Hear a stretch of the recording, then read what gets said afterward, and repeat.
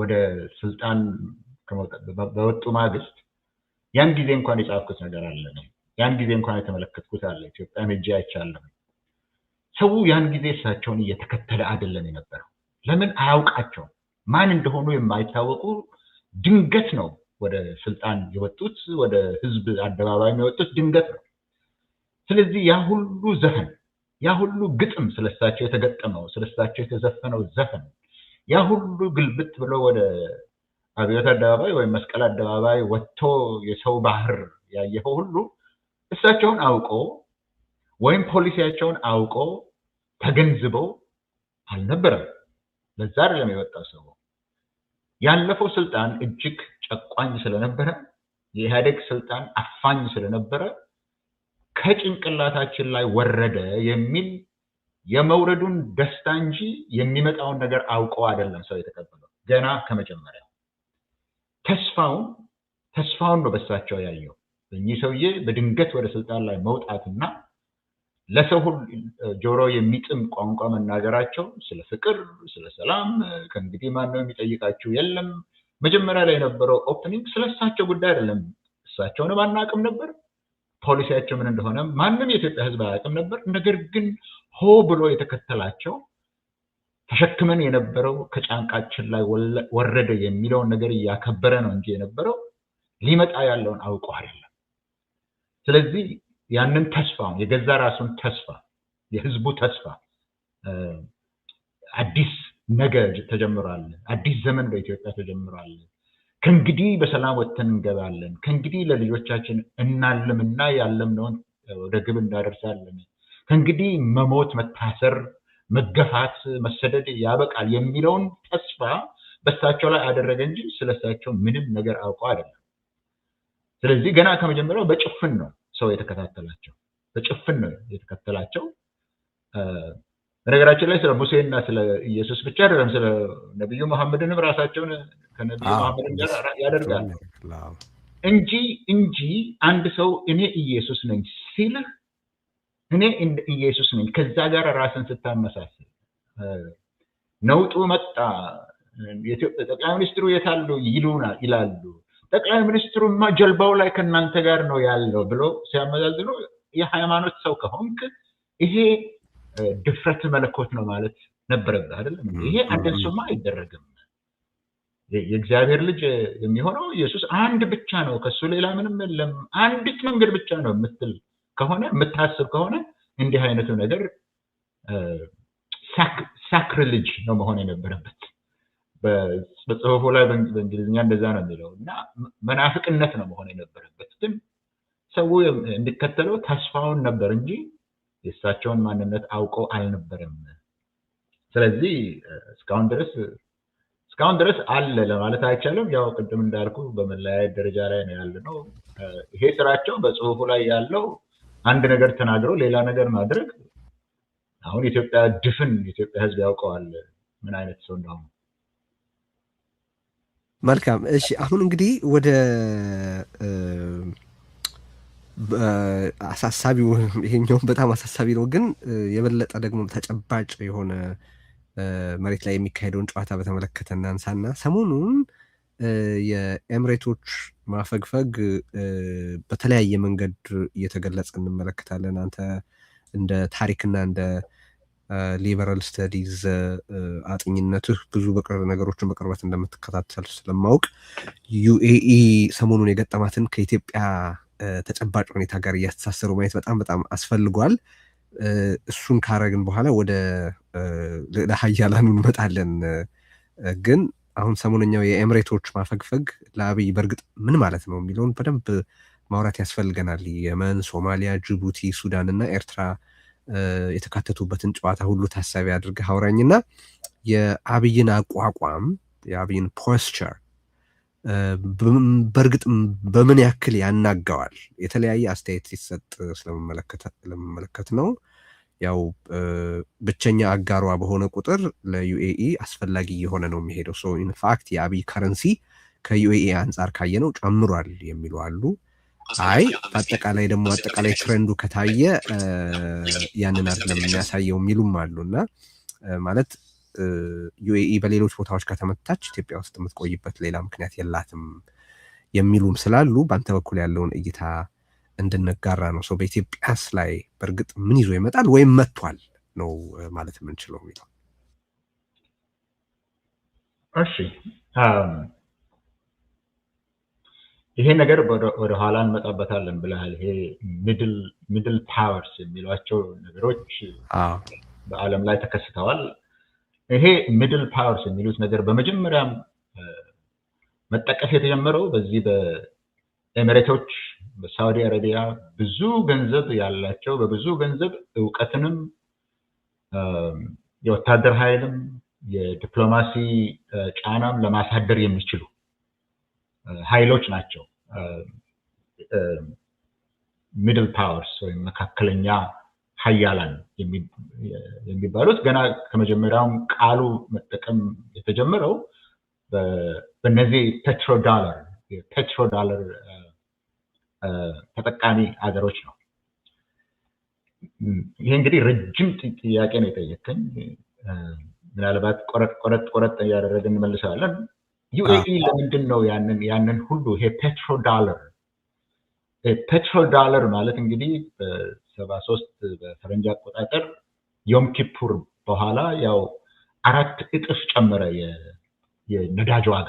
የአንድ በርሜል ነው አይደል የሚባለው አንድ ባረል የአንድ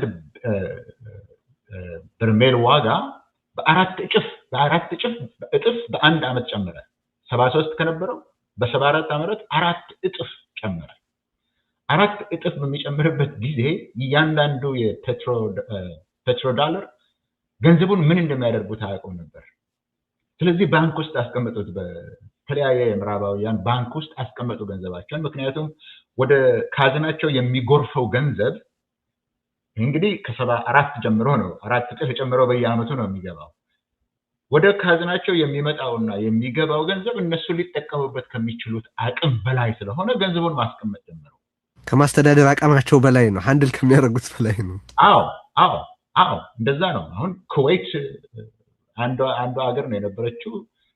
ትምህርት ቤት ነፃ ነው፣ ቤት ኪራይ ነፃ ነው፣ ትራንስፖርት ነፃ ነው፣ ሁሉ ነገር ነፃ ነው፣ ሕክምና ምን ሁሉ ነፃ ነው። ይሄ ሁሉ አድርገው ግን ገንዘቡ በጣም ብዙ ስለሆነ በባንክ ማስቀመጥ ጀመሩ። ያን ነው እንግዲህ ፔትሮዳለር የተባለው።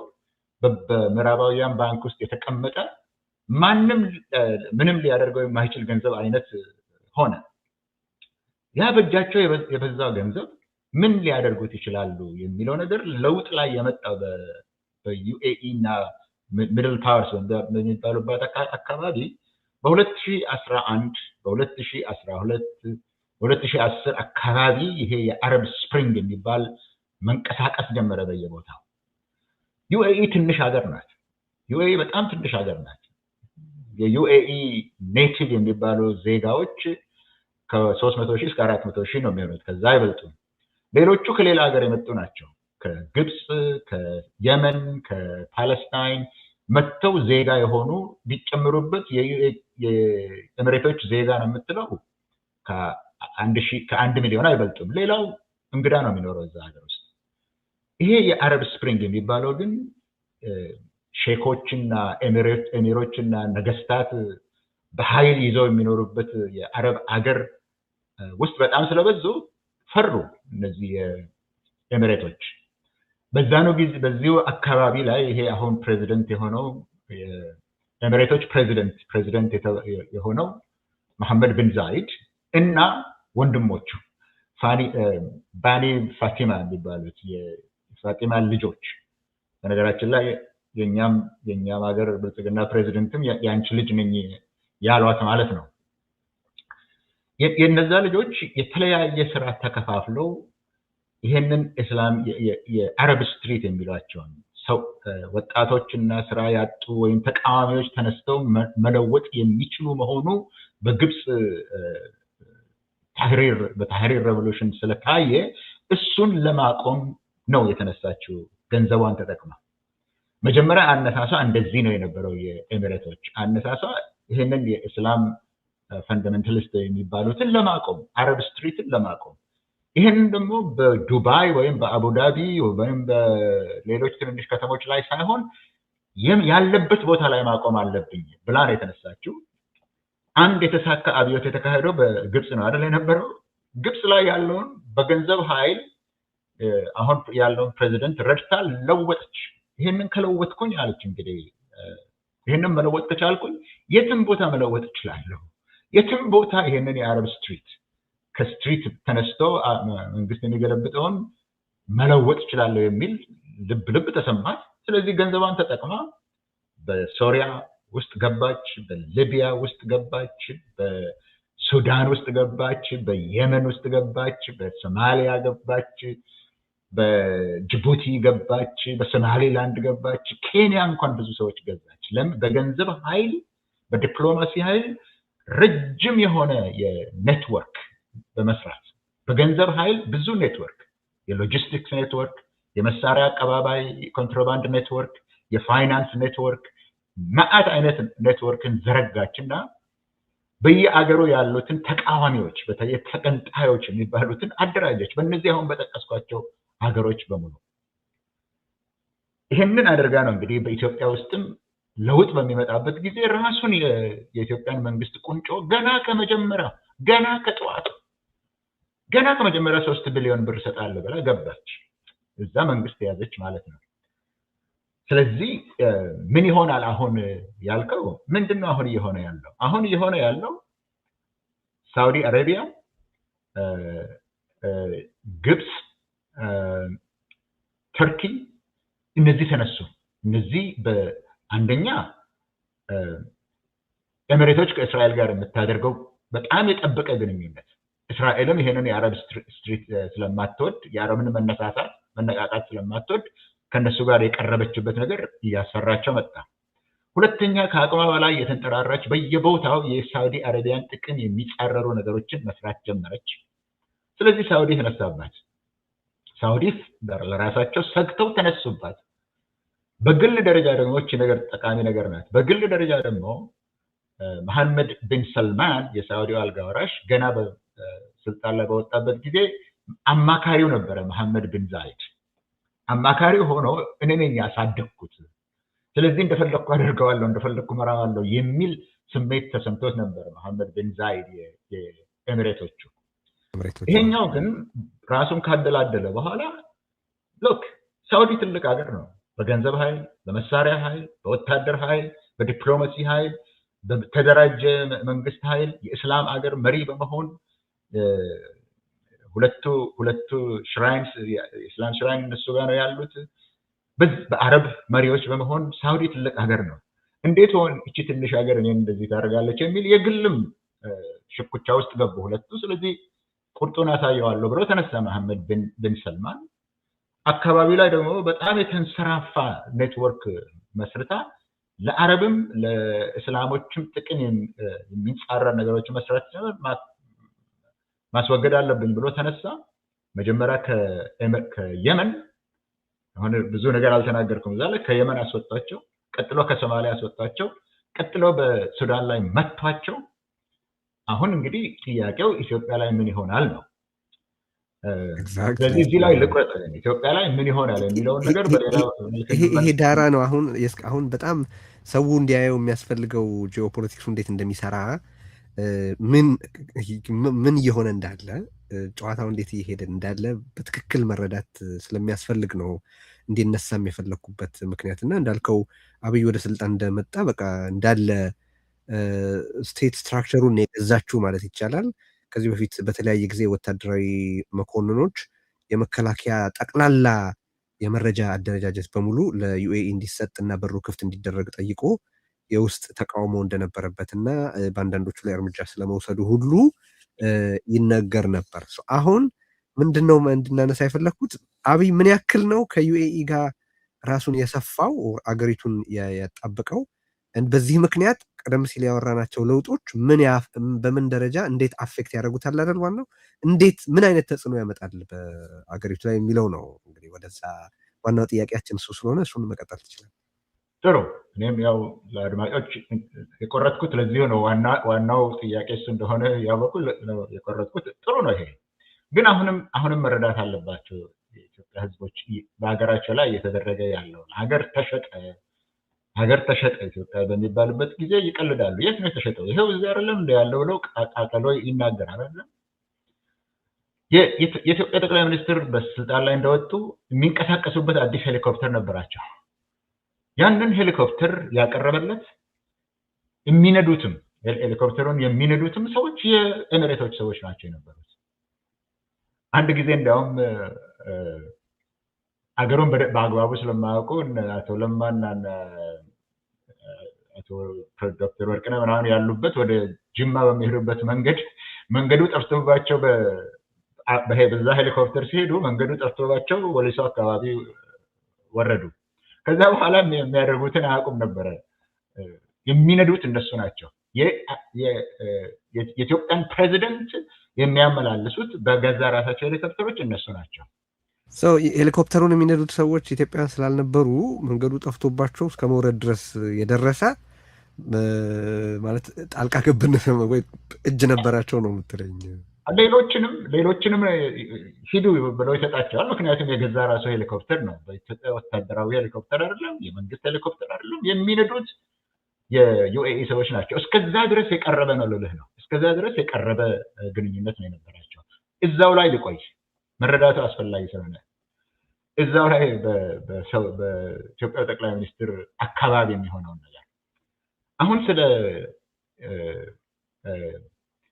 ምንድነው ይሄ ኮሪዶር ልማት የሚባል ነገር አለ አይደል? ኮሪዶር ልማት ገንዘቡን ከየት ነው የምታመጣ ሲባል ለምንድን ነው የምትጠይቁኝ? አይደለም እንዴ ነው ከየት እንዳመጣጣውን ከየት ነው የምታመጡኝ? ይሄ ገበታ ለሀገር ገበታ ለሸገር ምናምን የሚባለው ሁሉም ማስመሰያ ነው። ገንዘቡ የሚመጣው ከዩኤኢ ነው። አሁን $11 ቢሊዮን ያክል አፍስሻለሁ ነው የምትለው። ስለዚህ ነገር የኢትዮጵያ ፓርላማ አያውቅም። ስለዚህ ጉዳይ ማንም ገንዘብ ሚኒስትር አያውቅም። በገዛ ራሱ ከቢሮ በሚያወጣ ገንዘብ ነው ይሄ ሁሉ የሚሰራው። ይሄን ያህል የጠለቀ ነው። ፕላኑ ከየት መጣ? ይሄ ሁሉ ፕላን የሚሰራው ከየት ነው የመጣው? የኢትዮጵያ ሰዎች አይደለም የሰሩበት፣ ፓርላማ አይደለም ያጸደቀው፣ ኢትዮጵያውያን ተወያይተውበት አይደለም። እሱን ፕላን እንኳን የሚሰሩለት የውጭ ሀገር ሰዎች ናቸው። ለምን አሉ እኮ አዲስ አበባ ውስጥ የተቀመጡ አሉ። ያለፈው 2 ሳምንት በፊት ሐሰን ሼክ ወደ ኢትዮጵያ መጥቶ ነበር። ሐሰን ሼክ መሐሙድ ኢትዮጵያ መጥቶ የተገናኘው ከኢትዮጵያና ከኤሚሬቶች ባለስልጣኖች ነው። የኤሚሬት ባለስልጣኖች አሉ አዲስ አበባ ውስጥ። የኤሚሬት የሴኩሪቲ ሰዎች አሉ አዲስ አበባ ውስጥ። እዛ ነው የሚገናኙት። አገሩ የነሱ ኮሎኒ ነው ልልህ ነው። መከላከያዎች ትልልቆቹ ጀነራሎች ሲመላለሱ ታያላችሁ ወደ አቡዳቢ የኤር ሾው ምናምን እያሉ። ያንን ኤር ሾው የሚገዙትን መሳሪያ በሙሉ ምናልባት እያንዳንዱ ጀነራል ከዛ ላይ 10% ምናምን እየወሰደ ነው። ለነሱ ሉክሬቲቭ የሆነ ኑሮ ሆኖላቸዋል። ጀነራሎቹ በሙሉ ከዛ የሚከፈላቸው ናቸው። አሁን ሰሞኑን አንድ ሰው ከአዘርባይጃን መጣ። ከጠቅላይ ሚኒስትሩ ጋር ታይታ ነበረ። ይሄ ከአዘርባይጃን ጥይት በሙሉ የሚገዛው ይሄን ደግሞ ያገናኛቸው የኤርትራ ሰው ናቸው። ጥይት ሁሉ የሚገዛው በምንድነው ይሄ በጥቁር ገበያ ነው። የመድፉ የድሮኑ የክላሽንኮቭ ጥይት በሙሉ የሚገዛው ከአዘርባይጃን ነው። ለምን አዘርባይጃን አትጠየቅም? ገንዘቡ ግን ከየት ነው የሚመጣው? ለዛ የሚከፈለው ገንዘብ ከየት ነው የሚመጣው? ቅድም የነገርኩ የፋይናንስ ኔትወርክ አለ። ባንኩ ያለው አቡዳቢ እና ዱባይ ነው። ከዛ ነው የሚከፈላቸው። እስከዚህ ድረስ የገባችበት ናት ኢትዮጵያ ውስጥ። ጦርነት በእንትን ላይ ሲደረግ በትግራይ ሲደረግ ድሮን ከኢራን ከቻይና ገዝታ ያስደበደበችው ኤሚሬቶች ናቸው ለራሷን እንድትደላደል። ስለዚህ በኢትዮጵያ ውስጥ ቅድም የጠየቀኝ አንድ ጥያቄ አለ። አሁንም የኢትዮጵያ ሕዝብ ይሄንን ያምናል ወይ ያልከው ጉዳይ አለ ስለ ስብከታቸው። ጆሮን ዘግቷል ነው ያልኩት አይደል? ጆሮን ዘግቷል። ስለዚህ የሚይዘውና የሚደግፈው በገንዘብ ኃይል በወታደር ኃይል ይሄው ከጅቡቲ ሲወጣ 150 የወታደር መኪና ይሄ ብረት ለበስ የሚባለው ፐርሰናል ካሪየር የሚባለው ኤፒሲ ያ 150 አንድ ጊዜ ሲገባ ታያላችሁ። በአውሮፕላን ቅድም ያልኩ ደግሞ አለ ይሄ ሎጂስቲክስ ኔትወርክ ያልኩት አለ አይደል? አውሮፕላን ከየትኛውም ይከራዩና ከአቡዳቢ ተነስቶ ሐረር ሜዳ፣ ከአቡዳቢ ተነስቶ ድሬዳዋ፣ ከአቡዳቢ ተነስቶ አሶሳም አሁን ባህር ዳርም የሚያርፈው አውሮፕላን ከአቡዳቢ ነው የሚነሳው። የአቡዳቢ ባንዲራ የለበትም፣ የኢትዮጵያ ባንዲራ የለበትም። ነገር ግን የሎጂስቲክስ ኔትወርክ ስላላቸው ወደ ሊቢያም ወደ ሱዳንም የሚያደርሱበት የሎጂስቲክስ ኔትወርክ ስለሰሩ በዛ እየተጫነ ወደ ኢትዮጵያ እየመጣ ነው። ስለዚህ ኢትዮጵያ ውስጥ ይህንን ሰውዬ በስልጣን ላይ ደግፎ በገንዘብ በሎጂስቲክስ በፕላኒንግ በፈለከው ነገር በሁሉ ኔትወርክ አግዞት ያለው የኤሚሬት መንግስት ነው። ኤሚሬት ግን አሁን እየተገፋች ነው። ኤሚሬት ከየመን በአንድ ቀን ነው ጠቅልላ ያወጣቸው። ከሶማሊያ ጠቅልለው እቃቸውን እየጫኑ ከኤርፖርቱ ጠቅልለው ሲወጡ ልክ እንደ ሰርቆ እንደሚወጣ ሰው ነው ኤሚሬቶች ከዛ ያወጡት። ሱዳን ላይ በናይል ወደ ኢትዮጵያ ይሄ አሶሳ አካባቢ ያለው ናይል ፕሮቪንስ የሚባለው ላይ የሄሚቲን ሰዎች ለማሰልጠንና ወርቅ ከዛ አይተኸው ሊሆን ይችላል 7 ትሪሊየን የሚያወጣ ወርቅ ተገኘ ወለጋ ውስጥ የሚባለው። ለዛ ምክንያት ብቻ ኤርፖርቱን ሁሉ አሻሽለው አሶሳ ኤርፖርቱን አስረዝመው ነበር። ነገር ግን መጥቷቸው እዛ አሁን ኢትዮጵያ ውስጥ ምን ያደርጋል ላልከው ነገር ኢትዮጵያ ውስጥ ምን ልታደርግ ነው ኤሚሬቶች? አሁን አትለቀውም። ጉዳዩን ልትፈጽም የምትችልበት አንድ ጉዳይ የቀረላት የኢትዮጵያ መንግስት ነው። ኢትዮጵያ ነች። ስለዚህ ከረንሲው ጨምሯል ዘንድ እንዲያውም ነው የምትለኝ? በጣም ፕሪኬሪየስ ነው። ነገር ግን አሁን የቀራት በዛ አካባቢ ለመንቀሳቀስ እንድትችል የቀራት ምክንያቱም አሁን አንድ ነገር ብዬ በዚህ አቆማለሁ። በዚህ ላይ ላልከው ጥያቄ መልስ ይሆናል ብዬ የምገምተው የስ የኢትዮጵያ ዋጋ ጨምሯል። ኤሚሬቶች ዋጋው ጨምሯል። ግፊያው ግን በስቷል በኤሚሬቶች ላይ። እሱን እመጣበታለሁ። ሶማሊላንድን እውቅና ሰጠች እስራኤል። ያንን ያደረገችው ኤሚሬቶች ናት።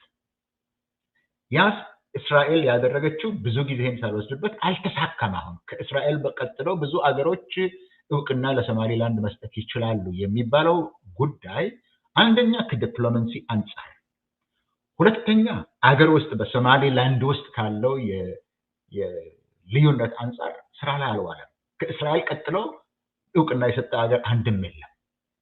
የቻይና የውጭ ጉዳይ ሚኒስትር ኢትዮጵያ ድረስ መጥቶ ነው ይሄንን እንዳታደርጉ ብሎ ማስጠንቀቂያ ሰጥቷቸው የሄደው።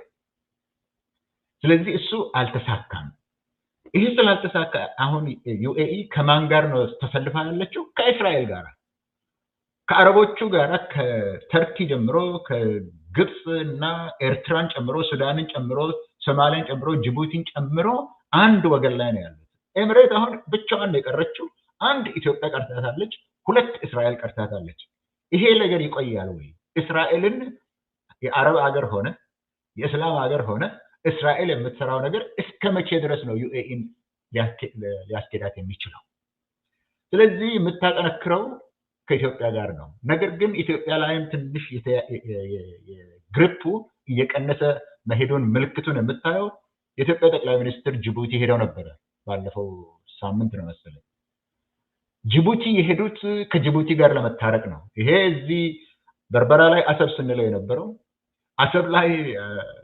አሰብም የኛ ነው ስንለው የነበረው ያ ሁሉ አሁን የለም፣ ልናደርገው አንችልም፣ ከእናንተው ጋራ ነው የምናጠነክረውና እንደ ኢህአዴግ ጊዜ እንኳን ሆኑልን ብሎ ነው የጠየቀው።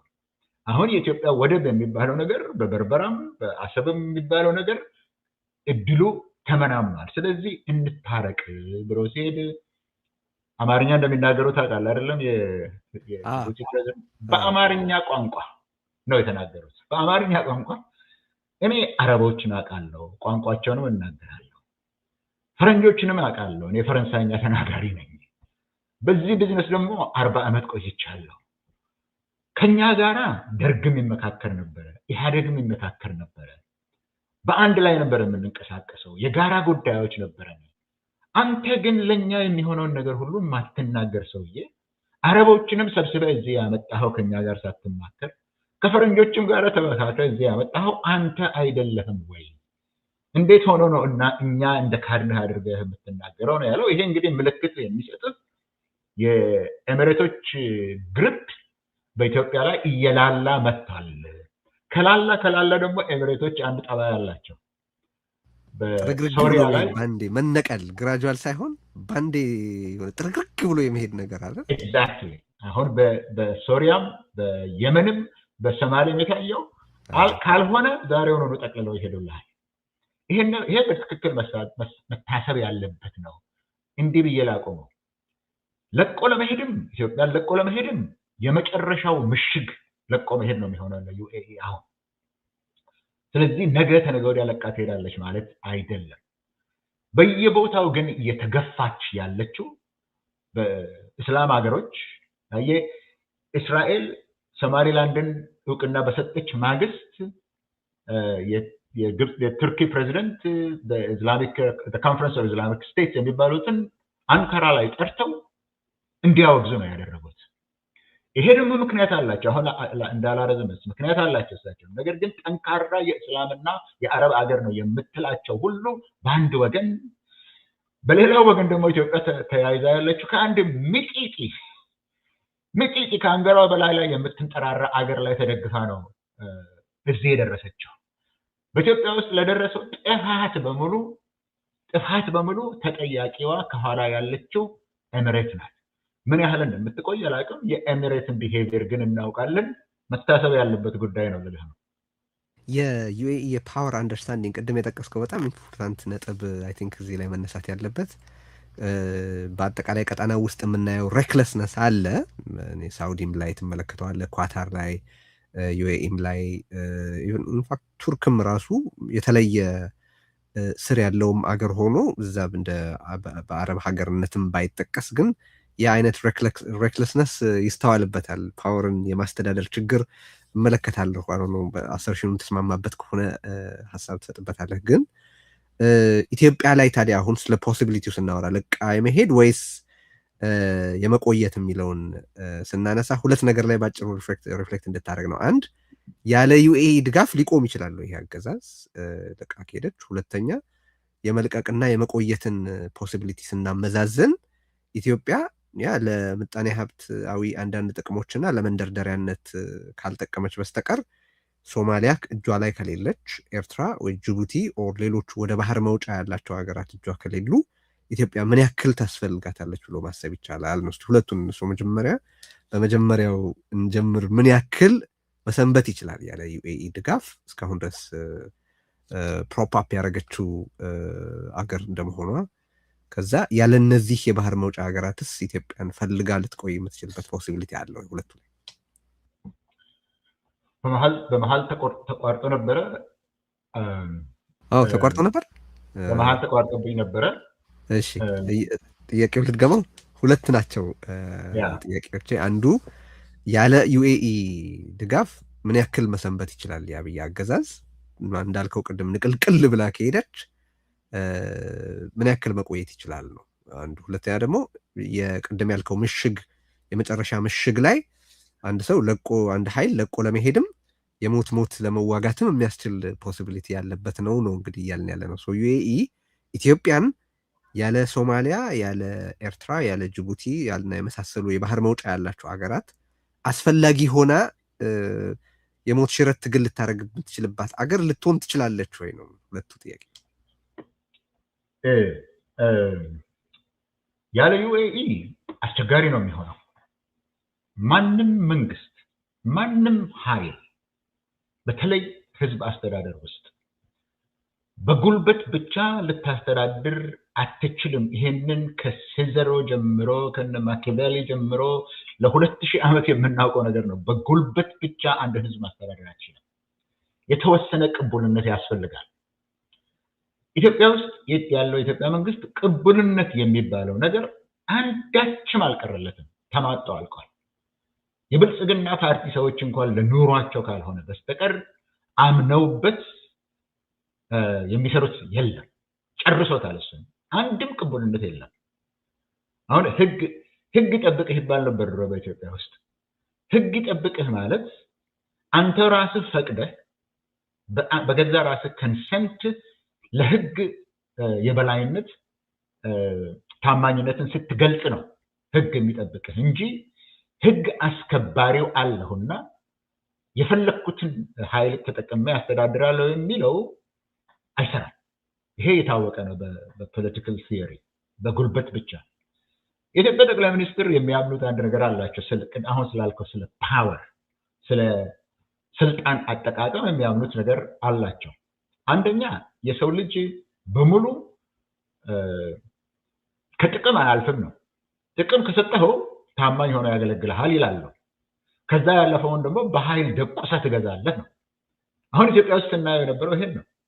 ጠቅላላ የመንግስት ገንዘብ በሙሉ የግል ገንዘብ ሆኖ እየተረጨ ነው። አሁን ይሄ ራሱ አዲስ ፕሮግራም ልትሰራበት የምትችል ነገር ነው። የሙስናው ብዛት ይሄ እየተደረገ ነው። ለዛ ደግሞ የገንዘቡ ምንጭ በአብዛኛው የገንዘቡ ምንጭ ይሄ በበጀት የማይታየውና ዝም ብሎ የሚጎርፈው ገንዘብ የህዝብን ኑሮ እንኳን ኢንፍሌሽኑን ሰማይ ያወጣው ከዩኤኢ ነው የሚመጣው። አንድ እሱ ነው። ሁለተኛ በጉልበት እቀጠቅጣለሁ ለምትለው ደግሞ ጥይት እንኳን ለመግዛት አሁን ሆሚቾ ላይ ፋብሪካ ሰርተናል ራሳችን ነው የምናመርተው ይላል የመከላከያው ኤታማዦር ሹም። መገጣጠም መስራት ነው እንዴ? ኢትዮጵያ ቀለህ ታመርታለች? ኢትዮጵያ ምንድነው ባሩድ ታመርታለች? ከየት ያመጣቸው? ከሁሉም ከውጭ ሀገር ነው የሚመጣው። ለዛ ሁሉ ገንዘብ ያስፈልጋል ማለት ነው። ዝም ብሎ ነው የሚያወሩት እንጂ የኢትዮጵያ መንግስት ከገበያ ላይ ከኬማርት ወይም ከዎልማርት ሄዶ ድሮን ገዝቶ እሱን ትንሽ አሻሽሎ ድሮን እየሰራን ነው ይላል።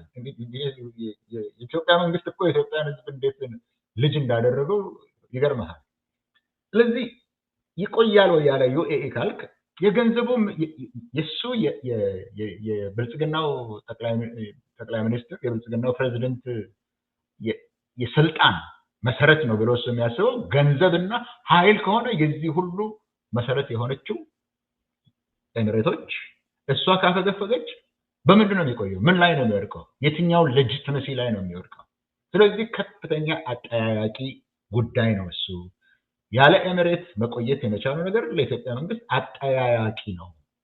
አዲስ አበባ ውስጥ እየተንገዳገደ ለመኖር ይችል ይሆናል እስከተወሰነ ደረጃ ድረስ፣ ዘላቂ ግን አይሆንም። አንዱ የጠየቀኝ ጥያቄ ይሄ ነው። ሁለተኛው ያለ ባህር መውጫዎቹ ኢትዮጵያ ትረባታለች ወይ ይሄን እንደርፎር የሞት ሽረት ትግል ልታረግ ትችላለች ወይ ለማቆየት ማለት ነው አካባቢ ለማቆየት? ልክ ነው፣ ትክክል ነው። አሁን ዩኤኢም ያለችበት የአረብ ሀገሮችም ያሉት ቅድም የፔትሮ ዶላር በለጸጉ የምላቸው ሀገሮች የዲካርቦናይዜሽን የሚል ፕሮግራም አላቸው። ሳዑዲንና ኤሚሬቶችንም አንዱ የሚያጣላው የሚያጋጨው በዚህ በአዲሱ ዲቨርሲፋይድ ነን ካርቦን ወይም ከእንትን የሚመጣ ከነዳጅ ዘይት ሳይሆን ዲቨርሲፋይድ የሆነ ኢኮኖሚ ያስፈልገናል ብሎ ኤምቢኤስም ሀብቱ ተዋጽኦ እንዲኖረው ከሌላ ምንጭ ገቢ ማግኘት እንትን ሰስቴነብል የማድረግ ሙከራ። ትክክል። ያ ከተለያየ ምንጭ አንድ ምንጭ ላይ ይሄ እኛ ጋር ድሮ ሞኖክሮፕ እንል ነበር። ኢትዮጵያ አንድ ቡና ብቻ እየላከች ይቻላል ወይ የሚለው። ይሄኛውም ደግሞ በአንድ እንትን ላይ በአንድ ሸቀጥ ላይ ብቻ የተመሰረተ ኢኮኖሚ እስከ መቼ ድረስ ነው? ለዛውም የሚያልቅ ነው። ይሄ ፎሲል ፊውል የሚያልቅ ነው። ሁለተኛ ደግሞ ገበያውም እያነሰ ነው። ምክንያቱም ለአካባቢ ስለማይጠቅም የሌላ የኃይል ምንጭ ነን ካርበን የሆኑ እየተፈለገ ነው። ስለዚህ እነሱም ይሄ ገብቷቸው ሳዑዲ ቪዥን 2030 ምናምን የሚል ነገር አላቸው ለዲቨርሲፊኬሽን ነው። ዩኤኢም እንደዚህ ናት። ዩኤኢም ከውጭ ሀገር ክለቦችን ትገዛለች። የኤርላይንሱን፣ የሎጂስቲክሱን፣ የባንኪንጉን፣ የቱሪዝምን እያሰፋች ነው ያለች። እዚህ ላይ ሁለቱ የጥቅም ግጭት ላይ ነው ያሉት። ከነዚህ ውስጥ ኤሚሬቶች ስትሰራ የነበረው ይሄ ዲፒ ወርልድ የሚለው በሁሉም ቦታ የወደብ አገልግሎት የመስጠት ነው። አሁን አንተ እንዳልከው የኢትዮጵያ መንግስትም ወደብ ያስፈልገኛል የሚለው ያው ከኋላ ያለችው ግፊት ነው። እዚህም እዛም ከኢትዮጵያ ጋር ካልሆነ ያላት ፕሮግራም ሁሉ ከፍተኛ አደጋ ላይ ሊወድቅ ስለሚችል እንደዚህ በቀላሉ አትለቅም ኢትዮጵያ እንደቀላሉ አትለቅም 10 ቢሊዮን ብርም አለባት ሌላ ደግሞ ከኢትዮጵያ የምትፈልገው ትልቁ ወርቅ አሁን እዚህ ላይ ብዙ ጊዜ አላጥፋም ወርቅ የማግኘትና እርሻም የመፈለግ የእርሻ ውጤቶችን የመፈለግ በስንዴ አንደኛ ወጣ ነው የሚለው ያ ሁሉ የዩኤዎች ሐሳብ ነው ስለዚህ በቀላሉ አትለቅም ነገር ግን የምትገዳደራቸው አገሮች ትንንሾች አይደሉም ተርኪ የእስላም መሪ ነኝ ነው የሚለው አረብ አይደለም ትክክል ነው ነገር ግን የእስላሞች መሪ ነኝ የእስላም አገሮች መሪ ነኝ ነው የሚለው ለዚህ ነው በቀደም የሰበሰባቸው ይሄ ኮንፈረንስ ኦፍ ኢስላሚክ ስቴትስ የሚባለውን የሰበሰባቸው በአንካራ ላይ የዛ መሪ ነው ትልቅ አገር ነው በአካባቢው ላይ ብዙ ኢንቨስትመንት ያደረገ ነው ሶማሊያን አይለቅም በሁለት ምክንያቶች በአጭሩ አንድ ሶማሊያ ነዳጅ ዘይት በብዛት አግኝታለች እሱን መጠቀም ይፈልጋል ሁለት ተርኪ በዓለም አቀፍ ደረጃ ላይ እነዚህ ዘመናዊ መሳሪያ የሚባሉትን በጣም እያመረተች ነው ድሮንም ታመርታለች ባይራክተር 1 2 3 የሚል እያመረተች ነው ሁለተኛ የረጅም ርቀት ሚሳይሎችንም ቴስት ለማድረግ ትፈልጋለች በአካባቢው አትችልም ሶማሊያ ከገባችና ጦር ከመሰረተች ግን በህንድ ውቅያኖስ ላይ የረጅም ርቀት ሚሳይሎን ሙከራ ለማድረግ ትችላለች ስለዚህ አትለቅም ሶማሊያን አትለቅም ጥቅሟ የት የሚያያዘው ሙሉ ጥቅሟ የሚያያዘው ከሶማሊያ ጋር ነው ለዚህ ነው የኢትዮጵያ ጠቅላይ ሚኒስትር አንካራ ድረስ ጠርታ የሶማሌላንድ ጉዳይ የበርበራ ጉዳይ የምትለውን ተው ብላ ያስተወችው ከግብጽ ጋር ያለውን ይሄው ሰሞኑን ታያለህ ከሰሞኑን እየደረገ ያለውን ታያለህ የሳውዲ አረቢያ ጉዳይ እየታየ ነው ስለዚህ የምትገዳደራቸው አገሮች እቺ ትንሽ አገር የምትገዳደራቸው አገሮች የአካባቢው ሀያላን ስለሆኑ መቆየት ትችላለች የሚለው ነገር ደግሞ አጠያያቂ ነው ስለዚህ በዚህ መካከል ነው ያለነው አሁን እየተገለጠ ይመጣል ስለዚህ ጥያቄ ምንድነው ያለው ኢትዮጵያ መቆየት ትችላለች ወል የስልጣኑ መሰረት ናትና ትልቅ ጥያቄ የሚያነሳ ነው ዩኤስ ልትቆይ ትችላለች የምትገዳደራቸው አገሮች እጅግ ሀያላን ስለሆኑ በአካባቢው እሱ አጠያያቂ ነው ስለዚህ በየጊዜው ያየን የምንሄደውና የምንነጋገርበት ነው የሚሆነው እሺ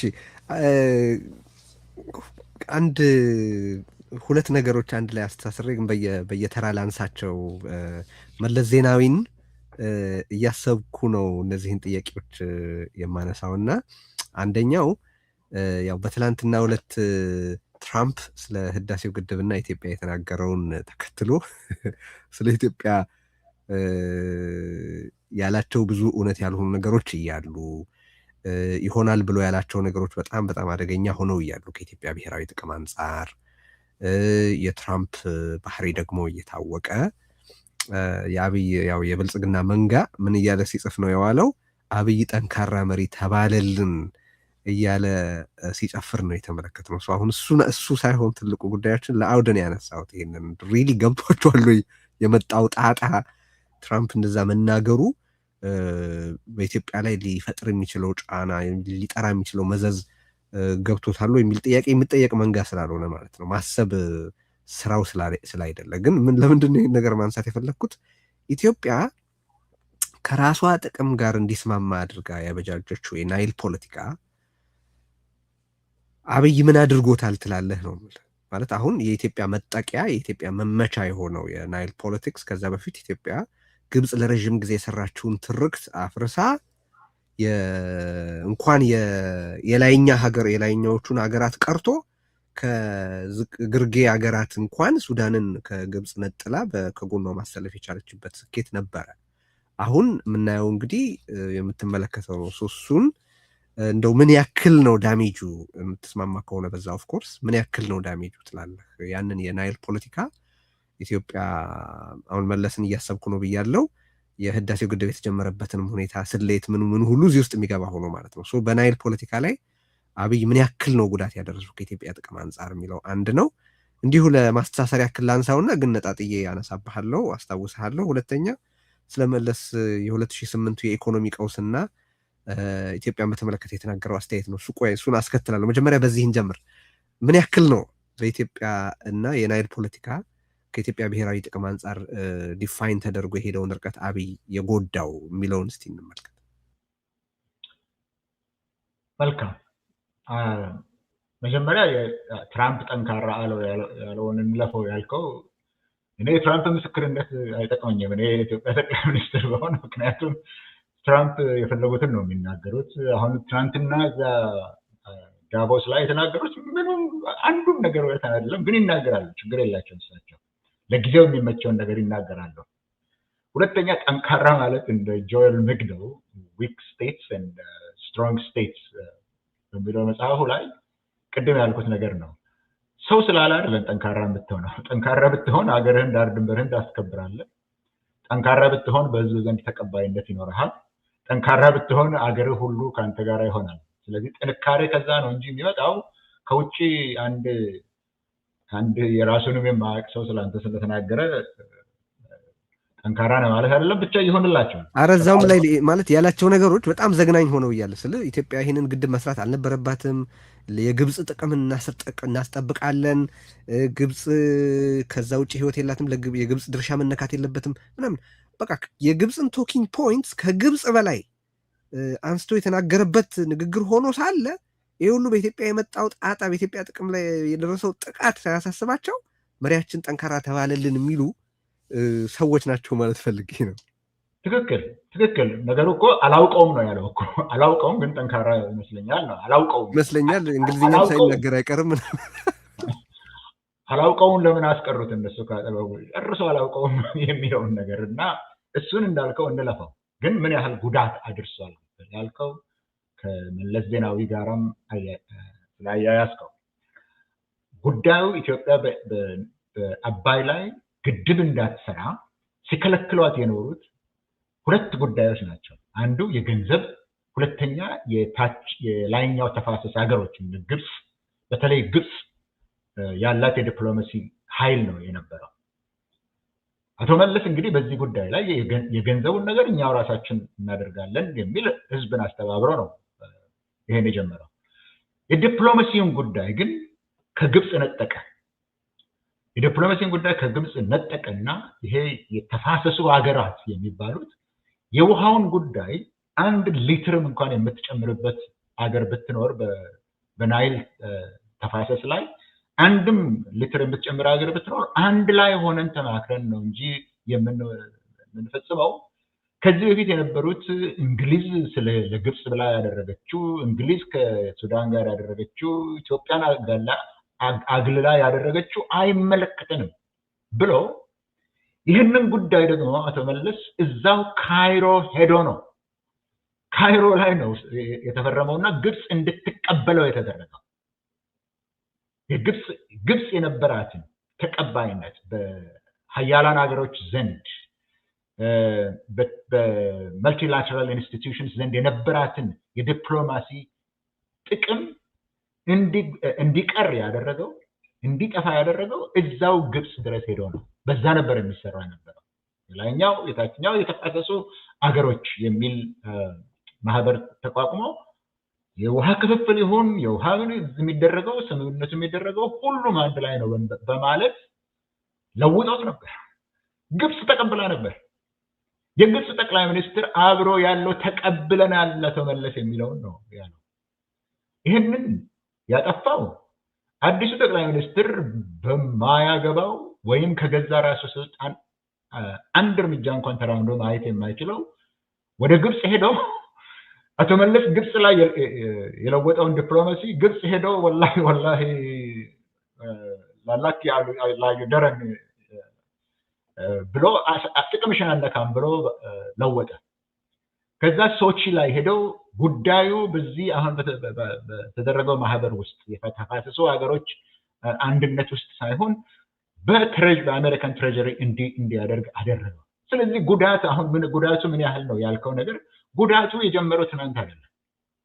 ጉዳቱ ትራምፕ ትናንት ስለተናገረው አይደለም። ጉዳቱ ፈቃደኛ የሆነ የኢትዮጵያን ጉዳይ ከገዛ ራሱ ስልጣን ጋር ብቻ በማያያዝ የነገውን ትውልድ ባለማየት የሚንቀሳቀስ መሪ የኢትዮጵያ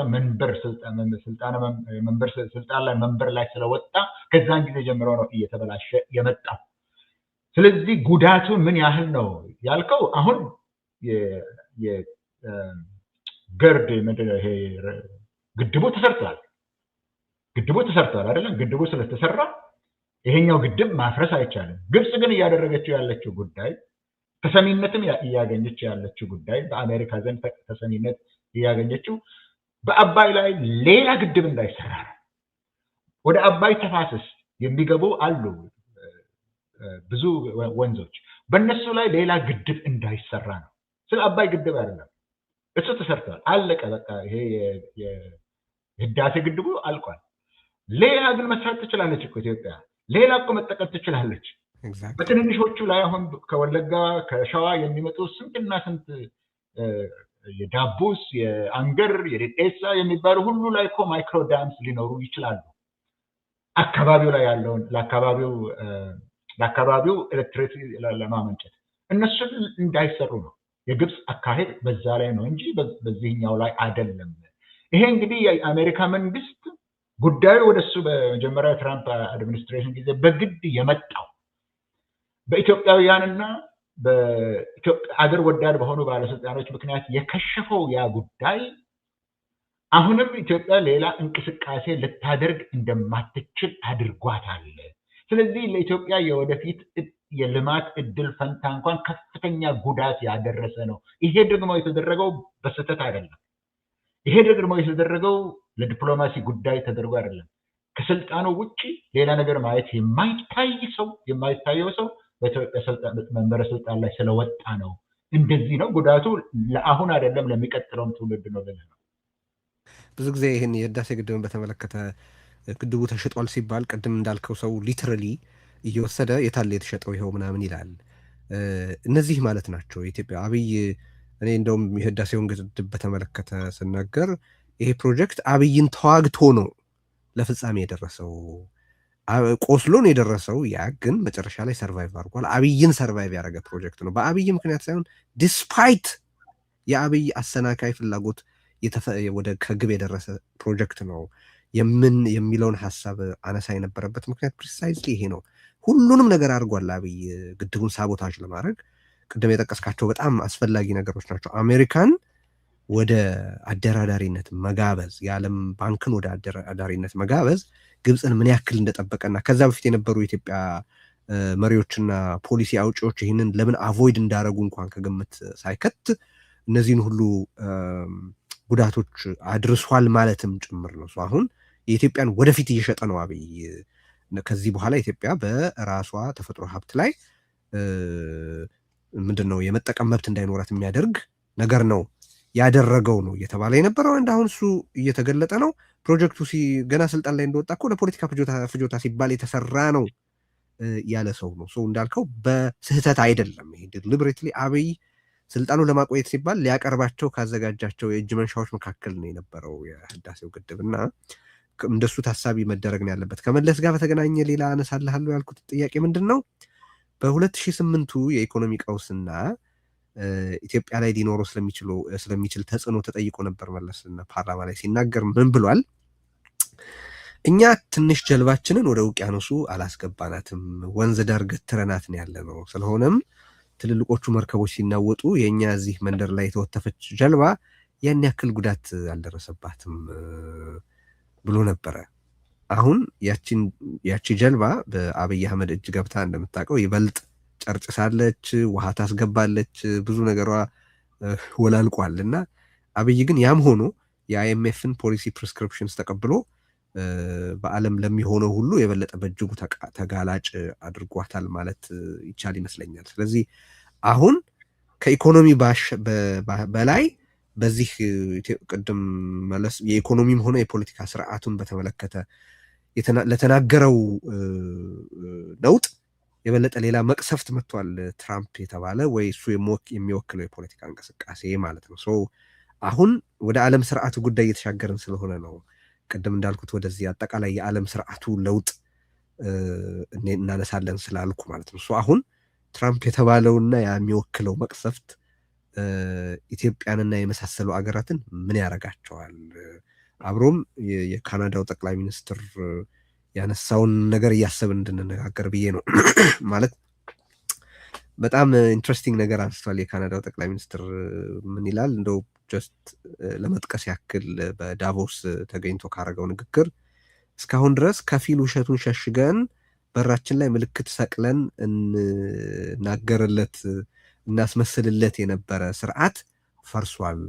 what's happening is not a transition but a rupture ብሏልና ስብራት ላይ እንጂ ሽግግር ላይ አይደለንም ሲል ምንድነው እዚህ ውስጥ የምትሰጋው ልልህ ነው የፈለኩት። ይሄ አሁን የካናዳው ጠቅላይ ሚኒስትር ፈርሷል ያለው የዓለም ስርዓት ለውጥ እንደ ኢትዮጵያ ላሉ አገራት ምን ማለት ነው? ምንድነው የሚያሰጋ? መልካም ነገር ታይም ከሆነ እንደዛው ማለት ይሄኛው ጋር ሳንገባ ቅድም በተናገርነው ሁለት ሐሳብ ልስጥ ፕሊዝ።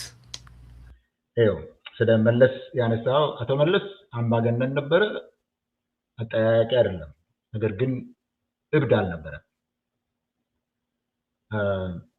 አቶ መለስ አምባገነን ነበረ፣ መፍትሄ ረግጧል፣ አጠያያቂ አይደለም። ለዚህም ነው የሱ ፓርቲ ከስልጣን እንዲወርድ የተደረገው። ነገር ግን አላዋቂ አልነበረም፣ ያውቃል። ሶስተኛ አቶ መለስ የገንዘብና የዝና ፍላጎት አልነበረው። ያንን አያሳይም ነበር። ስልጣንን ይወዳል። ያንን ስልጣን ግን አገርን ለመለወጥ ሊጠቀምበት ነው ሲፈልግ የነበረው። ያ ነው አቶ መለስ። ለዚህም ነው የህዳሴ ግድብ የሱ ሐውልት የግድ ሐውልት የሆነው። ቅድም አንተ እንዳልከው ኢንስፓይት ኦፍ አብይ ነው የተሰራው አይደል ያልከው። የተመረቀ ቀን አቶ መለስ እንዳይታይ ያልተደረገ ነገር የለም። ነገር ግን ትልቅ ሰው ሆኖ የወጣው የዛን ቀን አቶ መለስ ነው የታየው። በዛን ቀን እምቢ ያለ የጣሊያኑ የሰራው ኩባንያ እንኳን አውጥቶ ተናገረ። ስለዚህ ልትደብቀው አትችልም እና እውነት ይሄ ነው። ሁለተኛ ነገር እዛ ላይ መጨመር የፈለኩት የዲፕሎማሲ ጉዳይ ላይ ኢትዮጵያ ትልልቅ ሰዎች ያገለገሏት ብዙ ትልልቅ ሰዎች አሏት። ደርግ ስልጣን ላይ ሲመጣ ሌናርድ ቶምሰን ምንድነው ያለው? ኢትዮጵያ a country that cuts off its head ነው ያለው። በዝባዦች ናቸው፣ አቆርቋዦች ናቸው ብትላቸው ለኢትዮጵያ በጦርነት የተዋደጉትን ኢትዮጵያን ያገለግሉትን እንደነ ጸሐፌ ትእዛዝ አክሊሉ ሀብተወልድን መረሸን አግባብ አልነበረም። መንግስቱ ነዋይም እንደነ ራስ ካሳ አይነቶችን ለኢትዮጵያ የተዋጉትን ሰዎችን ነው የረሸነው። ሁለተኛ መንግስቱም እንደዛ ረሸነ። አሁን በህዳሴ ጉዳይ ላይ ቅድም ያለውን የተፋሰስ ሀገሮች በለው የጎረቤት ሀገሮች በለው በዛን ጊዜ የኢትዮጵያ ፎሬን ፖሊሲ ነበረ፣ ዋይት ፔፐር ነበረው፣ የ2002 ዋይት ፔፐር። ያንን የሰራው አቶ ስዩም ነበር። የተፋሰሱን ሀገሮች ጉዳይ የሰራው ከአካባቢው ሀገሮች ጋር ሰላም እንዲወርድ ከኤርትራ በስተቀር የሰራው ተመለስ ነበር። እሱንም ረሸነች ኢትዮጵያ። ያገለገሏትን የምትረሽን የሚመጡት መሪዎች የሚረሽኑ ናት ነው። ስለዚህ ከችግሯ ላለመላቀቅም ኃጢአቷ ይበዛል ለማለት ነው። እነዚህን ሁለት ነጥቦች ነው ለመናገር የፈለኩት። ለሀገሪቷ የሰሯትን የማታቆይ እስከ ዛሬም ድረስ ኦፍኮርስ በዚህ አይነት አብይ ዘመን እንደዚህ ተደርጎ አይታወቅም። ነገር ግን ያገለገሏት በየጊዜው የምትጨርስ ሀገር ነው የነበረችው። በዓለም ዘንድ ተወዳጅ የነበረች የምትከበር ነገር አላውቀውም መሪውን እስከሚባል ድረስ ነው ሄደው። በዚህ ልሻገር አላውቀውም ባለው ወደ አንተ ወደ ጠየቀው ልሻገር። የካናዳው ጠቅላይ ሚኒስትር ልክ ነው፣ ይሄ ራፕቸር ነው አለ። ራፕቸር ሲል እሱ እንግዲህ በሰፊው ተናግረት ሊሆን ይችላል። ነገር ግን እኔ አሁን ያለሁት ከካናዳ አንድ ሰዓት ነው የሚርቀው። ወደ ካናዳ ስሻገር ሌላ ሀገር የተሻገርኩ አይመስለኝም። ካናዳ ስደርስ ሌላ ሀገር ሄድኩ አይመስልም።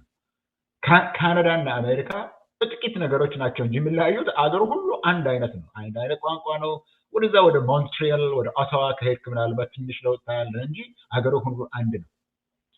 ከዚህ ከሺካጎ ኖርት ኦፍ ሺካጎ ጀምረህ እስከ ቫንኩቨር ድረስ እኮ አንድ ቀጥታ መስመር ነው ሀገሪቱን የሚለየው። እሱን ነው ራፕቸር ነው የሚለው። እንደዚህ አይነት ጂኦግራፊ አያያዘን የሚባለውን ነገር አሁን ልንቀበለው አንችልም።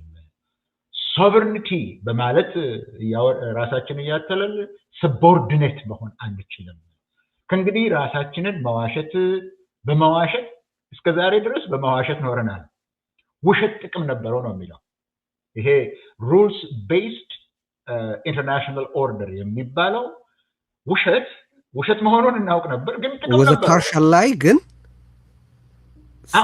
ዓላማ ነበረው ይላል ውሸቱ ጥቅም ነበረው ለኛም ጥቅም ነበረው ለአሜሪካንም ጥቅም ነበረው ለዓለም ሰላምም ጥቅም ነበረው ኃያላኑ ጉልበታቸውን በፈለገው ጊዜ መጠቀም እንደሚችሉ ብናውቅም ውሸቱ ግን ጥቅም ስለነበረው እንዋሽ ነበር አሁን ግን መዋሸት አንችልም ነው ያለው ስለዚህ በዓለም ላይ የንግድ እንቅስቃሴ የኢኮኖሚ እንቅስቃሴ የሴኩሪቲ ስራ በዓለም ላይ ባለፉት 80 ዓመታት ጦርነትን አስቀርተው የኒውክሊየር አናሂሌሽንን አስቀርተው ዓለምን ከብዙ የድህነት ኑሮ አላቆ ውሸትም ቢሆን ማለቴ ነው ንግድ እንዲበዛ አድርገው ቢያንስ ትልቅ ጦርነቶችን አስቀርተው የቆየው ሩልስ ቤዝድ የሚለው ኢኮኖሚን በሚመለከት ፖለቲካን በሚመለከት ዓለም አቀፍ ግንኙነትን በሚመለከት በመንግስታት መካከል እና በአገራት መካከል ያለውን ግንኙነት በሚመለከት ይዞት የቆየው ያ ሩልስ ቤዝድ ኢንተርናሽናል ኦርደር ተሰብሯል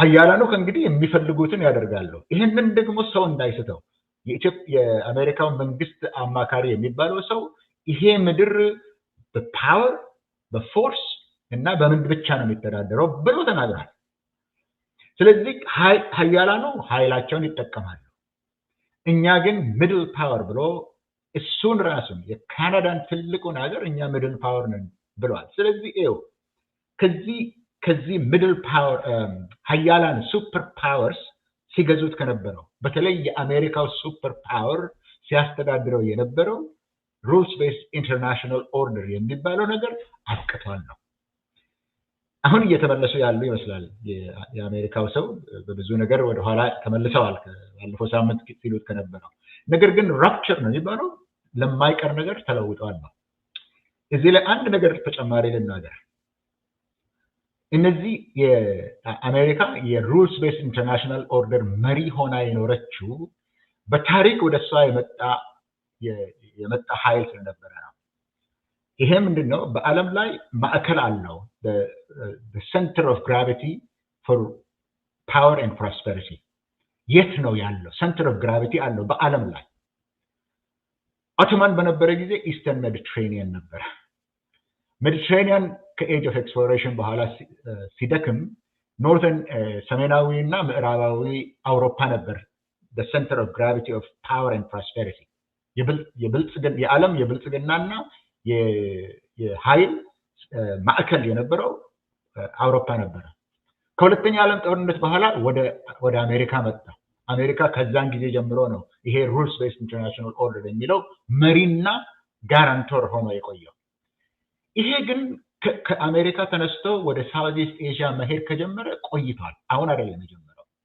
ቆይቷል ወደ ሳውዝ ኢስት ኤዥያ ሄዶ ቻይና የምትመራው ኢንተርናሽናል ኦርደር መሆን ከጀመረ ቆይቷል አሁን እያየን ያለ ነው ይሄ ረጅም የታሪክ አካሄድ የነበረው የሴንተር ሽፍት ማድረግ ከኢስተርን ሜዲትሬኒያን ወደ ኖርዘርን ዌስተርን ዩሮፕ ከዛ ኖርዝ አሜሪካ አሁን ግን ወደ ኢስት ኤዥያ የመሄዱን ነገር ነው በዚህ ሰሞን ያየ ነው በዚህ ሰሞን የተመለከትነው ያ ነገር መሄዱን ነው አንድ ምሳሌ ከፈቀድክልኝ ልስጥና አቆማለሁ እዚህ ላይ የስዌዝ ካናል ክራይሲስ በ1956 እስከሚደረግ ጊዜ ድረስ እንግሊዝ ዩናይትድ ኪንግደም ወይም ግሬት ብሪትን የዛ ሰንተር መሪ ነች ተብላ ነው የሚታወቀው ብዙ ትልቅ ባህር ኃይል ነበራት ዓለም ሁሉ ያስተዳደረች የኖረችው ማዕከሏ እሷ ነበረች መቼ ነው እንግሊዝ የዛ ሰንተር ከሷ እጅ መውጣቱን ማዕከል መሆኗ ከሷ እጅ መውጣት ያወቀችው የሚሉት ሰዎች በስዌዝ ካናል ክራይሲስ ጊዜ ነው ስዌዝ ካናል ክራይሲስ ላይ እንግሊዝ ፈረንሳይና እስራኤል ሆነው ግብፅን ወጉ አሜሪካና ራሻ ያኔ ባይፖላር የነበረው ወርልድ ላይ ውጡ ብለው ነገሯቸው። በተለይ አሜሪካ ለሶስቱም ውጡ ብላ ስትነግራቸው እንግሊዝ ትታወጣች፣ ፈረንሳይም ትታወጣች ስዌዝ ካናል ክራይሲስ 1956። ያንን ሂስቶሪያንስ ምንድን ነው የሚሉት መሰለ? Great Britain went into the Suez Canal crisis believing that it was still the center of power and prosperity. It came out knowing that it is not. ይላሉ። አሁንም በዳቮስ የተደረገው the United States went into Davos believing that it is still the center of power and prosperity, but it came out knowing that it is not.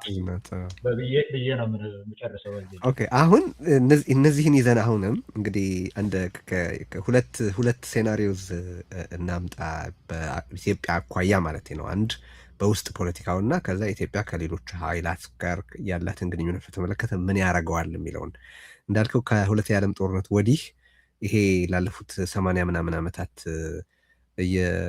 ያነከሰም እየሰራም ከፊል ውሸት እየሆነም በካናዳው ጠቅላይ ሚኒስትር ገለጻ መሰረት የነበረው የዓለም ስርዓት ወይም ወርልድ ኦርደር ፈረሰ ከተባለ እንግዲህ ከዚህ ቀደም የሆነ አገር ውስጥ የሆነ አይነት ከባድ ጭፍጨፋ ተፈጸመ ሲባል ያው ተጨባጭ የሆነ ትርጉምም ያለው እርምጃ የሚወሰደው ከጥቅም ጋር እየተሰላ መሆኑ እንደተጠበቀ ሆኖ ግን ሞራሊ ቢያንስ አጠያያቂ ነበረ። የሩዋንዳ ጭፍጨፋ ዝም መባል በጣም አሳፋሪ ተደርጎ ይጻፍ ነበረ። ለአሜሪካ ኃይል የቀረቡ ሰዎችም ትልቅ ስህተት ፈጽማለች አሜሪካውያን ዝም ማለት አልነበረባትም ይሉ ነበር። እንደ ሬስፖንሲቢሊቲ ቱ ፕሮቴክት አይነት ሀሳቦች ኢንተርቴን ይደረጋሉ። ሶቨሬንቲ በአንድ አምባገነን ህዝቡን እንደፈለገ መጨፍጨፍ ይችላል ወይ ይፈቅድለታል ወይ የሚል ጥያቄ ይነሳ ነበረ። የትግራይን ጦርነት እንኳን ብትመለከት ወደ 15 ጊዜ ገደማ ጉዳዩ በተባበሩት መንግስታት ቀርቦ ውይይት እስኪደረግበት ድረስ ሆኗል። አሁን ያ ምን ያክል ህይወት አትርፏል፣ ትርጉም ያለው እርምጃ ወስዷል አልወሰደም ልንከራከርበት እንችላለን። ግን there was a semblance of የሆነ አይነት ተጠያቂነት ቢያንስ ሞራል ተጠያቂነት የሚያስነሳ አይነት ነገር ነበር። አሁን ያልከው ስበት ወደ ቻይና ከሄደ የቻይና አካሄድ ይታወቃል። ቲቦር ናሽ እንደውም ምን ይላል? አሜሪካ ሌክቸርስ and China makes the deal ይላል። እኛ ዝም ብለን ስለ ዲሞክራሲ እና ስለ ሰብአዊ መብት ስናወራ ስምምነቶቹን የምትፈጽማቸው የምትፈርማቸው የምትጠቀምባቸው ግን ቻይና ናት አይነት ነገር። ይሄ አገር ውስጥ ላለ እንደ አብይ አህመድ ላለ ጨፍጭፎ ለማይበቃው አምባገነን ምን ማለት ይሆናል? አንዱ ጥያቄ እሱ ነው። ኢን ዲስ ኮንቴክስት ምን ያስከተላል የዚህ ስርዓት ለውጥ? አለገደብ የመጨፍጨፍ መብት ይሰጣል ወይ? ሁለተኛ በዛው ልክ ደግሞ ከዛ በፊት በሉዓላዊነት ስም ተሰምረው የነበሩ ድንበሮችስ ላይ ምን ለውጥ ያስከተላል? ዘርፎር በዚህ ምክንያት ኢትዮጵያ ከዚህ ቀደም ሉዓላዊ ናት ተብሎ በመታሰቡ ምክንያት የቀሩላት አደጋዎች ከውጭስ ምን ያክል ሊመጡባት ይችላሉ የሚለውን እስቲ ሁለቱን እንይ፣ ከውስጥና ከውጭ። ጥሩ። አሁን ቅድም የጠየቀኝ ጥያቄ ምን ትሰጋለህ የሚሆነው ነገር ምን አይነት ስጋት ያመጣልሃል ያልከኝ አሁን እዚህ ውስጥ ይታያል። አሁን ባለ የጠየቀኝ ጥያቄ ላይ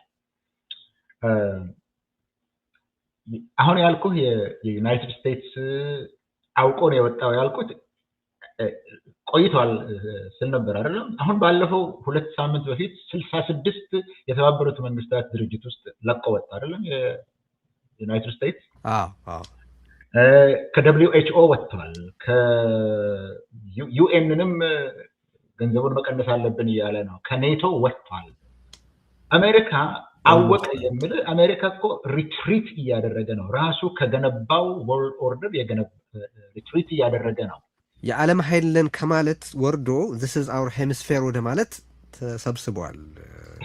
ናሽናል ሴኩሪቲ የኔ ናሽናል ሴኩሪቲ ፕሮግራም እሱ ነው ብሎ ነው። look እሱን እዩት እንግዲህ አሜሪካ በ1823 ነው መኖሮ ዶክትሪን የተባለው የመጣው። እሱን ነው አሁን አንድ ጊዜ ቴዎዶር ሩዝቨልት ኮሮላሪ የሚል ነገር ነበረው። ይሄኛው ደግሞ ዳንሮት ዶክትሪን ተብሏል። አሜሪካ ዓለም አቀፋዊ ሀገር ነው ወይስ የወስተን የአንድ ሄmisፌር አለቃ ነው? እሱ ስልጣን የሰው ልጅ በአይኑ ሲያየው የዓለሙ አቀፍ የጠቅላላው ሄmisፌር ሁለቱም ሄmisፌሮች መሪ መሆኑን ትቶ የአንድ ሄmisፌር ብቻ አለቃ ነኝ የሚለው ነገር ዳውንግሬድ አይደለም እንዴ? ወደ ታች መምጣት አይደለም እንዴ? የዛሬ 100 ዓመት የነበረውን 100 እንደዚህ ዓመት ከ100 ዓመት በላይ 200 ዓመት በላይ የነበረው ቦታ ላይ መሄድ ይሻለኛል የሚለው ራሱ ዲሞሽን አይደለም እንዴ? ለአሜሪካን ዲሞሽን እኮ ነው። እሱንስ ሊያገኘው ይችላል ወይ አሜሪካ? ግሪንላንድን ሊወስደው ይችላል ወይ? በዚህ በጉልበቱ ይችላል ወይ? $38 ትሪሊየን ይዞ ዓለም ሁሉ ዲ-ዶላራይዜሽን በሚለው ነገር ላይ ሆኖ እያለ ይቀጥል ይችላል ወይ የሚለው ነገር ቅድም ያልኩህ ዋናው ሐሳብ የአሜሪካ ሐሳብ በአሜሪካ ሐሳብ የሚተዳደረው ዓለም አልፏል። ይሄ ደግሞ ቆይቷል። በየጊዜው የሚደረጉ የአሜሪካ እርምጃዎችም እየነገሩን ነው። በዓለም አቀፍ ደረጃ ላይ ያለው ኃይሏ ኤጀንሲ ፎር ኢንተርናሽናል ዴቨሎፕመንትን ስታፈርስ አሜሪካ ከነጭራሽ ስታፈርስ ምን እያደረገች ነው? ዊዝድሮው እያደረገች አይደለም የነበረው? ከዓለም ላይ እያፈገፈገች አይደለም የነበረው? የአሜሪካ ሶፍት ፓወር የሚባለውን እየተወች አይደለም የነበረው? የአሜሪካ ሶፍት ፓወር የሚባለው እኮ ኤጀንሲ ኦፍ ኢንተርናሽናል ዴቨሎፕመንት ብቻ ሳይሆን ሂውመን ራይትስ፣ ሰብአዊ መብቶች፣ ዲሞክራሲ፣ ነፃ ኢኮኖሚ የሚባሉ እነዚህ አይነት አገሮች ናቸው። ከነዛ ሁሉ ሪትሪት እያደረገች ነው አሜሪካ። እነዚህ ሀሳቦች ዓለምን ለማስተዳደር ለሴኪሪቲ ለዓለም አስተዳደር የሚጠቅሙ ሀሳቦች ባለቤት ነው የምትባለው አገር ወዳም ይሁን ተገፍታ በኢኮኖሚ ኃይሎች ተገፍታ የገዛ ወዳጆቿ ከሚባሉ ጋር ጦርነት ባለችበት ጊዜ እንዴት አድርጎ ነው ዲሞክራሲ ይቆያል የሚለውን ነገር ልናስበው የምንችለው? የሰብአዊ መብት የሚለው የዛ ሻምፒዮን ነው የሚባለው ትልቁ ሀገር የራሱን ሶፍት ፓወር ትቶ ወደ ብሩት ፓወር በሚሄድበት ጊዜ ወደ ሃርድ ፓወር በሚሄድበት ጊዜ የት ቦታ ላይ ነው የሚቀረው የሚለውን ጥያቄ ማሰላሰል ያስፈልጋል። እየሆነ ያለው ቻይና መር የሆነ ቻይና መር ሳይሆን መልቲላተራል የሆነ አሜሪካም ጠፍቶ የሚጠፋ አይደለም፣ ግን የቻይና ሰንቸሪ እየመጣ ነው። አሁን ይሄኛው ያለፈው የአሜሪካን ሰንቸሪ ከተባለ የቻይና ሰንቸሪ እየመጣ ነው። ይህንን ደግሞ በብዙ አቅጣጫዎች ማስረጃ መስጠት ይቻላል። ነገር ግን ህንድም አለ። ግን ህንድ ላይ የሚያስተዳድረው በጣም ዴሞክራቲክ የሆነው ነው። ሞዲ ለዛ ምልክት የሆነ ነው። ለኢትዮጵያ ምን ያደርጋል ያልከው? ለኢትዮጵያ እና ለአብይ ምን ያደርጋል ያልከው? እኔ አሁን ስዘረዝርልህ የነበረው ነገር ለብልጽግና ሰዎች ይገባል። ይህንን ያሰላስላሉ ብዬ አልገምትም። የሚናገሩት ንግግር ከዚህ ጋር የተያያዘ አይደለም። ይሄንን የገዛ ራሱ የነሱ ድንቁርናቸውን በጣም ኮስቲ ስለሆነ በእኛ ህይወት ላይ ነው የምናነሳው። አሁን በዚህ ደረጃ እኔ እናንተ የምንናገረው በዚች በአጭር ደረጃ ላይ የምንናገረው ሌላ ስንት መጽሐፍ የሚጽፍበት ጉዳይ ነው። ይሄ ነገር ይገባቸው አይደለም። የብልጽግና መሪ ግን ስለ ኢትዮጵያ፣ ስለ ኢትዮጵያውያን፣ ስለ አካባቢው ምንም ጉዳይ የላቸውም። የእሳቸው መሪ ቃል እና የብልጽግና ሰዎችንም የሚመሩበት ማስዋብና መዋብ የሚለው ነው። እኔ አይደለሁም ያልኩት፣ ራሳቸው የብልጽግናው መሪ ነው። ማስዋብ ነው ልማት ማለት ማስዋብ ነው። ለሌላው ነገር ምንም ጉዳይ የላቸው። ለራሳቸው መዋብ ይፈልጋሉ። ለራሳቸው ይሄ ቀለም ይቀባሉ። ፊታቸውን ቀለምና ዱቄት ምናምን ተቀብተው መነጽር አድርገው ፀጉራቸውን ጥቁር ቀለም ቀብተው ልብሳቸው በራሳቸው ላይ የሚለብሱት ልብስ በ200,000 300,000 ብር እየገዙ ሽቶ ተቀብተው መዋብ የልማት ግብ ነው ብለውታል። ሀገርን ደግሞ ማስዋብ፣ ከተማውን በሙሉ ማስዋብ ነው ያለብህ። በሰው ህይወት ላይ የሚያደርሰው ጉዳት ምንድነው የሚለው ነገር የለም እዛ ውስጥ መዋብ ብቻ ነው። እነሱ ደግሞ መስረቅን፣ መዝረፍን ምንም ነገር የሚከለክላቸው የለም።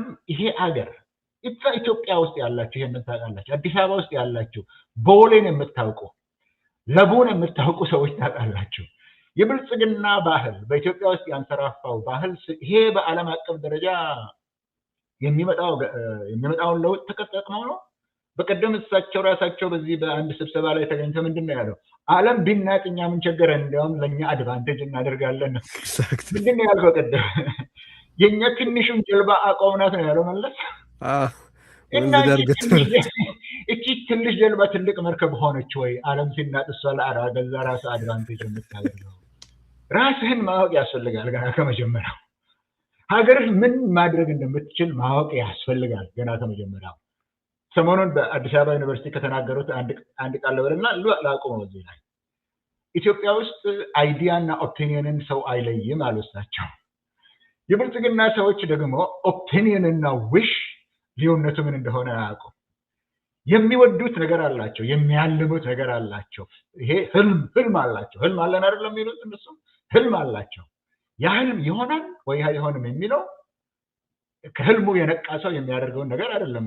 ህልማቸውን እየኖሩ እነሱ። በዓለም ላይ ያለው ይሄ ወጀብ በሚድል ፓወር ላይ የምትለው በሀያላኑ ላይ የምትለው በእነሱ ንግግር ውስጥ የለም። አድቫንቴጅ እንወስድበታለን እያሉ ነው፣ እያሰቡበት አይደለም። የመከራዋ ቀን ይሄ ሰውዬ እስካለ ድረስ በስልጣን ላይ የኢትዮጵያ የመከራ ቀን የሚያበቃበት ጊዜ አይደለም። በዚህ በተናጠ ዓለም ውስጥ ሉዓላዊነታችንን ለአይኤምኤፍ ሰተን ሉዓላዊነታችንን ለዩኤኢ ሰተን ያለንበት ዘመን ውስጥ በዚህ በተናጠ ዓለም ውስጥ ልንሻገር እንችላለን የሚለውን ተስፋዬን በየትኛው እምነት ላይ ልሰካው እንደምችል አላውቅም። እሱ ጋር እንደው እንደ መጠቅለያም እንዲሆንም ብዬ ነው ቅድም ያነሳሁት ነገር። ይሄ የአምባገነኖችን ምን ያደርጋል ማለት ሁለት ገጽ ስላለው በአንድ በኩል ከላይ ተቆጪ ስለማይኖርበት የፈለገውን ያክል ኢን ሚሊየንስ የመግደል ነፃነት ለአምባገነኖች ይሰጣል እንደ አብይ አይነቱ፣ ወይስ በአንጻሩ ደግሞ ከዛ በፊት ዓለሙ አንድ አለቃ ስለነበረው አገራት እንደፈለጉ የፈለጉትን አማጽያን መደገፍ አይችሉ ስለነበር አማጽያን በአንጻሩ የፈለጉትን አገር ከጎናቸው የማሰለፍና ይህንን የመከላከል እድል ይሰጣቸዋል። የትኛው የበለጠ ፕሎዚብል ነው ትላለህ? ጥሩ ለአምባገነኖች ያልከው አምባገነኖችን አሁን ከእንግዲህ ፖሊስ የሚያደርግ የለም። አምባገነኖችን አታድርጉ የሚላቸው የለም ከእንግዲህ። ምክንያቱም ቅድም ያልኩት የዛ ሻምፒዮን ነው የምትለው የሰብአዊ መብት፣ የዲሞክራሲ፣ የነፃነት፣ የእኩልነት እንደዚህ የመሳሰሉት ግሬት ጉድስ የሚባሉት ላይ ሻምፒዮኑ የለም ነው። በዓለም ላይ ይህንን ሻምፒዮን የሚያደርግ መሪ የነበረው እያፈገፈገ እሱን ሊጠብቀው እና ሊያቆየው የሚችል የለም በሚባልበት ጊዜ ዲሞክራሲ እና ኦቶክራሲ በውርርድ ላይ ናቸው። መክፋል የሚባል ሰሞኑን የጻፈው መጽሐፍ አለ፣ ኦቶክራሲ እና ዲሞክራሲ የሚል። ዲሞክራሲ ወደ ኦቶክራሲ እየተሸጋገረ ነው በዓለም ላይ። የሰው መብት የሚባለውን ለመጠበቅ ሼም ለማድረግ የሚችለውም እንኳን የለም። የካናዳው ጠቅላይ ሚኒስትር እኮ ብሎታል። ውሸቱን እኮ ስንጠቀምበት ነበር፣ አሁን ከእንግዲህ የለም ብለናል። አንዳንድ አምባገነኖች የሚሰሩትን የሚያውቁ አምባገነኖች አሉ፣ እንደነ ፑቲን አይነቶቹ፣ እንደነ ኤርዶዋን አይነቶቹ። እነዚህ የሚያውቁ አምባገነኖች ናቸው። ለራሳቸውም ስልጣን አውቀው የሚሰሩ ነገር ግን የነሱ ስልጣን ህዝብን ከማጥፋት ጋር የተያያዘ ነው ብለው የማያምኑ ፕራግማቲክ የሆኑ አምባገነኖች አሉ። ለነሱ ይጠቅማቸዋል። ይህንን የማያውቁ ነገር አምባገነንነትን የማያውቁ ስልጣን ማለት